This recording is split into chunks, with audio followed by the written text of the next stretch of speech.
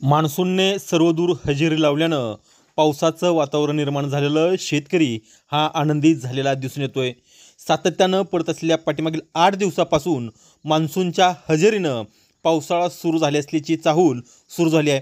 कधी नव्हे तो पाठीमागील 10 वर्षामध्ये मृग नक्षत्राचा पाऊस इतका जोरदार बरसत आहे।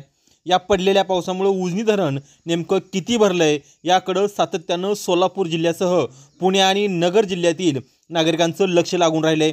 त्या उजनी अपडेट अशा आहे, आज 12 जून रोजी सकाळी 6 वाजता उजनी धरणाचा पाणी पातळी ही 485.740 मीटर असून एकूण पाणीसाठा हा 34.31 TMC असून उपयुक्त पाणीसाठा हा वजा 28.95 TMC इतका, म्हणजे टक्केवारीमध्ये उजनी धरण हे आज 12 जून रोजी सकाळी 6 वाजता 54% इतकं भरलं असून दौंडमधून येणारा उजनीचा विसर्ग आहे तो 3625 क्युसेक्स इतका आहे।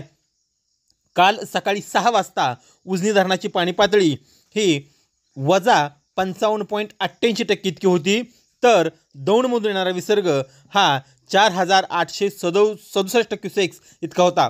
कालच्यापेक्षा सुद्धा दौंडमधून येणारा विसर्ग हा कमी झाला आहे, मात्र उजनी धरणाची पाणी पातळी जी आहे ती टक्केवारीमध्ये मात्र वाढलेली दिसून येते आहे।